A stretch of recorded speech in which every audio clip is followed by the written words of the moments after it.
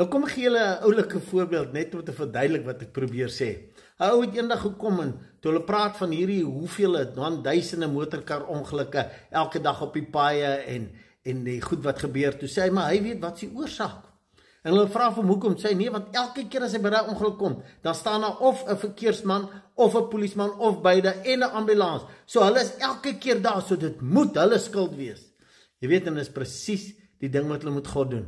As 'n negatiewe ding gebeur, dan is God eerste daar om te help. Hy is daar om te sê, laat my toe, laat ek vir jou wysheid gee, hoe om hierdeur te gaan. Hoe gaan ons onvoorwaardelike liefde in hierdie negatiewe situasie laat seëvier? Nee, maar dis nie te sê, dis sy wil nie. Dis nie te sê, hy het dit gereël nie. Hy het dit toegelaat nie, niks.